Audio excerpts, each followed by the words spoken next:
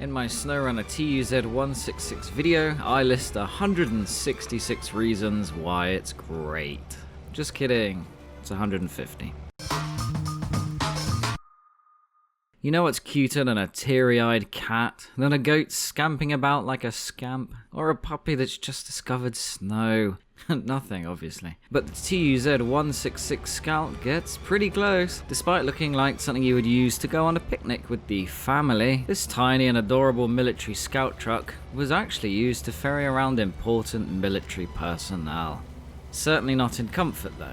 If I'm being brutally honest, in its default state, it actually is so bad, it refuses to move for at least a second. I mean, look, it almost grounds itself just driving off a bloody curb. Suffice to say, this truck is one that would struggle to punch its way out of a wet paper bag. So why, Ben, did you make a video about SnowRunner's lamest truck? Good question. And the answer is that it's actually great once you tune it. The moment I saw the super duper raised tuned custom suspension mod, I knew I had to make a video. Whack on that beefy 120/80 engine and raise suspension with 30 9-inch mud tyres, and suddenly it comes alive. Look, it's so eager now, like a teary-eyed cat, scampy goat, or puppy. You can practically see it wagging its tail. I mean, it's actually dry humping this tree, so yeah. So what are the pros? Like many of the best trucks for off-roading, all-wheel drive and diff lock is always enabled, so it can cover most terrain without really trying too hard. And as I previously said, it can have actual beefy mud tyres, which means it can tackle SnowRunner's most harsh terrain. Plus its ground clearance is measured in miles, so you're going to be able to drive up and over things as you please. Being small and nimble helps with its main job too, which is scouting before the big trucks arrive or finding upgrades and watchtowers. In addition, it has enough power with the beefiest engine to pull a trailer, while the SnowRunner and high-range gearboxes really get the best out of it. Although the archaic box is actually still usable, as you shall now see while listening to the soothing tones of not dubstep.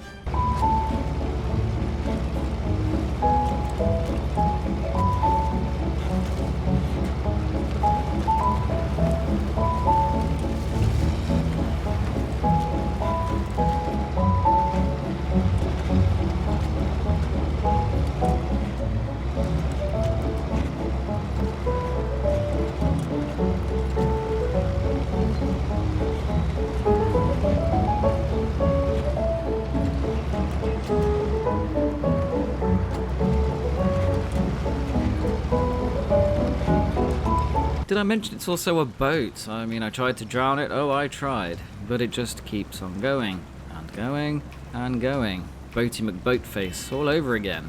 Random observation, why is that horn so powerful? That's what she said. No, anyway. The fuel tank is a paltry 60 litres, but then this figure alone means little. What's important is that it uses 0.8 litres when idle, and not that much more when moving. You can go a long distance before worrying, which is useful in a scout, especially with that 40 litre extra in the small roof rack, plus 4 repairs. Another plus is the turning circle, which is potentially the smallest in game. Feel free to verify.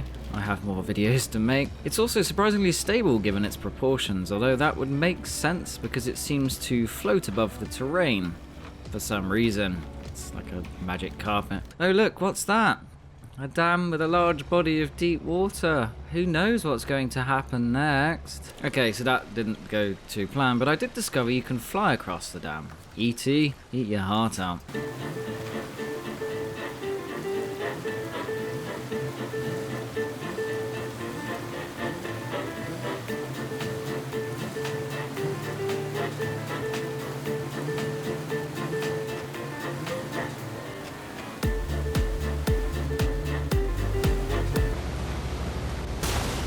As with all scouts, I would recommend you get the autonomous scout winch, because you can and will tip over. In fact, there are times when the mid-tier race suspension and 35-inch tyres are sufficient. But then I rather like the added bounce and ruggedness you get from going all out. The spare wheel upgrade is good for repairing wheel damage and nothing else, which makes sense. But the main reason for using it is that it looks cool, because I never really ever get tyre damage, and I really drive like an idiot most of the time. Admittedly, you are more stable without the small roof rack on top, yet I feel less comfortable without it on long scouting duties. Then there's the snorkel selection with the tall front-facing one that costs 2,800. You never need to worry about water damage, as it floats just above the surface, which is really annoying. As for aesthetics, the miscellaneous selection is less than with other vehicles. However, you can add the searchlight for extra visibility at night, as you'd expect, and a glorified sun visor for combating all that lovely lens flare. Apart from 4 front bumpers, 2 rear bumpers, and 2 wheel styles, that's it for the TUZ 166. But by the time you've done all this and applied a purple paint job, you're left with an absolute beast. So is the TUZ 166 the best Scout? To drive? Yeah, it's certainly one of the best. It's cool, does the job, works well in deep mud, which can be an issue for most trucks, particularly Scouts. However, it lacks the same utility as, say, the Hummer H2 and 6-wheeled YAR 87, and it's never going to be as good in mud as the TUZ 420 Tataren. Although that thing is so slow, it's just tedious. Put it like this, if you only want a fun Scout, then it's easy to come up with 166 reasons to bother. It's genuinely amusing to drive, and it wears most maps like a hat.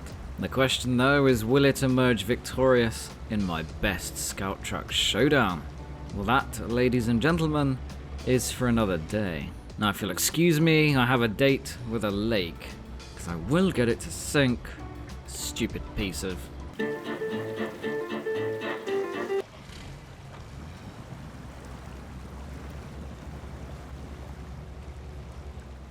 And that's the end of another video. More SnowRunner to come, as usual. Thank you very much for watching, and all your likes, and all your support, and all your subscriptions. It is genuinely amazing that the channel is suddenly starting to grow. I have no idea what happened, but anyway, I'm just gonna go with it. So now it's time for the best comments that I've had recently. Dun dun dun dun dun dun dun dun. That's probably a copyright trademark.